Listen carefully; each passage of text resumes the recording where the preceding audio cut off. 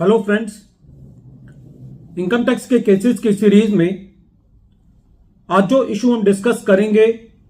वो section 44B को लेकर के है। सेक्शन 44B बात करता है special provision for computing profits and gains in connection with business of exploration etcetera of mineral oils. इस सेक्शन के मुताबिक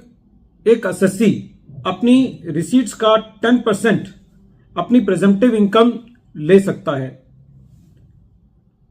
मुंबई ट्रिब्यूनल की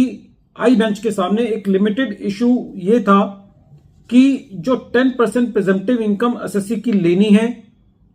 वो असेसी की जो ग्रॉस रिसीट जो कि उसकी बिजनेस की है वो लेनी है, या उसके अलावा यदि असेसी ने अपनी रिसीट्स के ऊपर कोई अपने क्लाइंट से सर्विस टैक्स भी चार्ज किया है तो क्या उसके ऊपर भी 10% प्रेजेंटिव इनकम असेसी को लेनी होगी। ये issue present case Servisco de Petroleo versus deputy commissioner of income tax international taxation के केस में सामने आया और ये case 115 ITR tribunal short note 64 पर रिपोर्ट हुआ। इस केस का जजमेंट 9 सितंबर 2024 को आया। प्रेजेंट केस के अंदर असेसमेंट ईयर 21-22 इन्वॉल्व है और असेसी एक नॉन रेजिडेंट है जो कि ब्राजील के कानून के हिसाब से वहां पर इनकॉर्पोरेटेड है। प्रेजेंट केस के अंदर जो असेसी का काम था वो onshore and offshore oil well drilling services provide करना था। असेसी ने जो भी उसकी ग्रॉस रिसीट थी उसके ऊपर 10% अपनी प्रेजेंटिव इनकम को लिया, लेकिन जब ये मैटर स्क्रूटनी प्रोसीडिंग्स के अंदर था तो असेसिंग ऑफिसर का ये मत था कि जो असेसी को अपनी सर्विसेज देकर के जो अमाउंट रिसीव हुआ है प्लस जो असेसी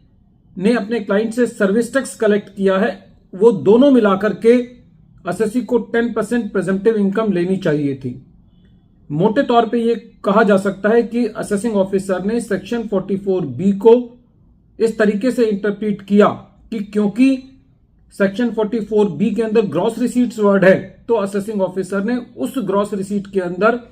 सर्विस टैक्स को भी इंक्लूड किया, ये कहते हुए कि क्योंकि ये भी असेसी को रिसीव हुआ है इसलिए इसके ऊपर 10% असेसी को प्रेजेंटिव इनकम के मुताबिक टैक्स देना चाहिए। असेसिंग ऑफिसर ने ड्राफ्ट असेसमेंट ऑर्डर तैयार किया जिसको डीआरपी ने एज इट इज रखा और अकॉर्डिंगली असेसी का कुछ एडिशन इसलिए हो गया क्योंकि असेसिंग ऑफिसर ने सर्विस टैक्स के अमाउंट पर भी 10% प्रेजेंटिव इनकम को ले लिया। जब ये मैटर ट्रिब्यूनल के पास पहुंचा तो ट्रिब्यूनल का यह कहना था कि central board of direct taxes का सर्कुलर नंबर 1 जो कि 2014 का है और जो 13 जनवरी 2014 को आया और सर्कुलर नंबर 4 जो कि 2008 का है, वो दोनों ये बात कहते हैं कि एक रेजिडेंट असेसी के केस के अंदर यदि टीडीएस कटने का मुद्दा है और असेसी को रेंटल इनकम होती है तो उस केस में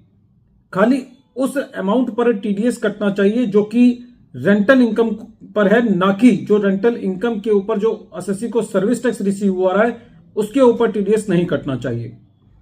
ट्रिब्यूनल ने यह कहा कि प्रेजेंट केस में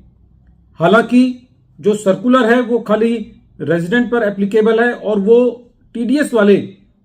कंसेप्ट को एक्सप्लेन करता है, लेकिन यदि उस सर्कुलर की इंटेंशन देखी जाए तो यह है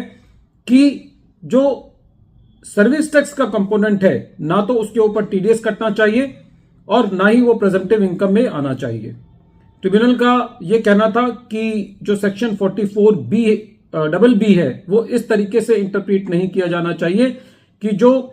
असेसी ने सर्विस टैक्स या जीएसटी कलेक्ट किया है वो भी असेसी की इनकम है। ट्रिब्यूनल का यह भी कहना था कि जो सेक्शन 44B है उसकी खाली इंटेंशन ये है कि जितना अमाउंट असेसी को पेबल है जो उसने सर्विसेज दी हैं उसकी एवज में खाली उसी के ऊपर 10% प्रेजेंटिव इनकम लगनी चाहिए और अकॉर्डिंगली ट्रिब्यूनल ने असेसी को इस बात पर रिलीफ दिया